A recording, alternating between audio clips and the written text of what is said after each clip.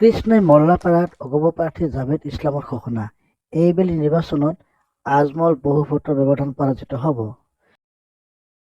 আজি গোৱালপাৰা জিলাৰ পূব বিধানসভা সমষ্টিৰ অন্তৰ্গত মল্লাপাড়াত স্থানীয় ৰাইজৰ সৈতে মত বিনিময় কৰাৰ উদ্দেশ্যে উপস্থিত হয় ধুবুৰী লোকসভা সমষ্টিৰ অগপ দলৰ মনোনীত প্ৰাৰ্থী জাভেদ ইছলাম। স্থানীয় সমাজসেৱক চাহাবুল ইছলামে আগবঢ়া মত বিনিময় অনুষ্ঠানত জাভেদ ইছলামে কয় যে মৌলানা বদৰুদ্দিন আজমলৰ আগৰ সেই ভাৱমূৰ্তি আজি আৰু নাই। আজমলৰ আৱেগিক ব্লেকমেইলিং এইবাৰ নিৰ্বাচন নচলে। বিগত 15 বছৰে আজমলে কেৱল ধৰ্মৰ নামত ৰাজনীতি কৰি সাংসদ হৈ আহিছে। ধুবুৰী ৰাইজে এইবাৰ সজাগ হৈছে। এইবেলি আজমলে যথেষ্ট ভোটৰ ব্যৱধানত পৰাজিত হ'ব। কাৰণ ৰাইজে এইবেলি আজমলক ভোট নিদিয়াৰ সংকল্প লৈছে।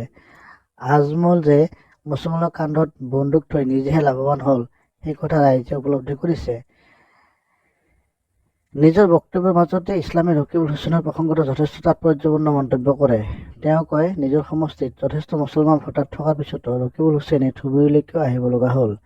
আজমল তথা ৰকিবুল দুয়ো যে বাহিৰৰ প্ৰাৰ্থী আৰু তেওঁলোকৰ দ্বাৰা যে ধুবুৰী সমষ্টিৰ একো উন্নয়ন নহয়, সেই কথা ভোটাৰ ৰাইজে বুজি পাইছে। মূল যুঁজখন যদিও আজমল ৰকিবুলৰ মাজতে হ'ব, তাৰ মাজেৰে অনায়াসে জিকি ওলাই যাব বুলি দৃঢ়তাৰে কয় জাভেদ ইছলামে।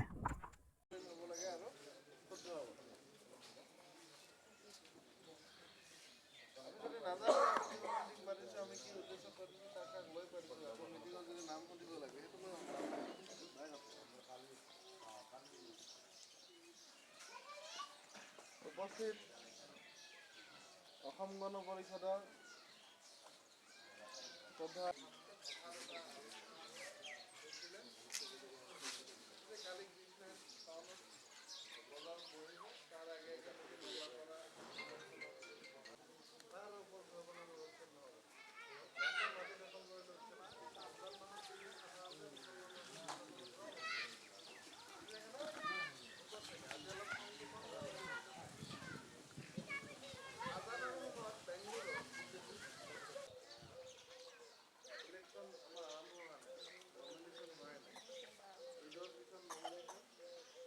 প্ৰাৰ্থী মহোদয়ে কৈছে যদিও নমিনেশ্যন দিয়া নাই, যদিও আমাৰ ইলেকশ্যন আনুষ্ঠানিকভাৱে আৰম্ভ হোৱা নাই,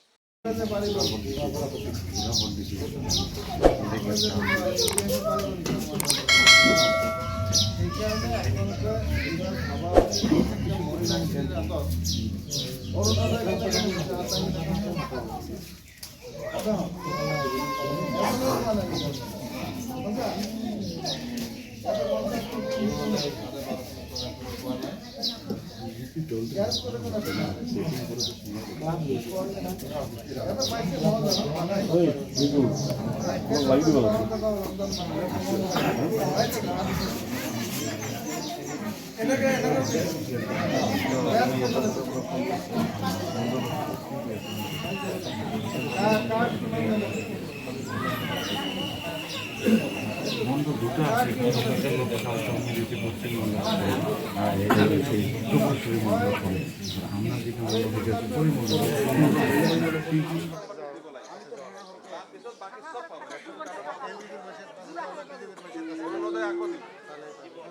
অৰুণোদয় আকৌ দিব দুবাৰ দিছে না, বাকী এইবাৰ এই দুবাৰৰ মাজত পাবলগীয়া নাছিল, ৰহিম জিবৰান আপোনালোকক ধুনীয়াকৈ কম সময়ৰ ভিতৰত বুজাবলৈ চেষ্টা কৰিছে।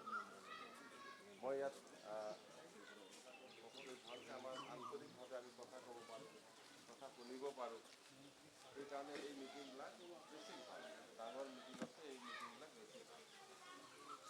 মই খালি এটা কথা কম যে আমি যে এজিপি কৰোঁ, মই এজিপি কৰোঁ ধৰ্ম নিৰপেক্ষ দল, কোনোবা নহয় কোনোবা দলৰ লগত মিলি ইলেকশ্যন খেলে, তেনেকৈ এজি দল আদৰ্শ টোটালি বেলেগ আৰু বিজেপিৰ আদৰ্শ নিশ্চিন্ত থাকক, এইবাৰ বেলেগত ভোট নেদে।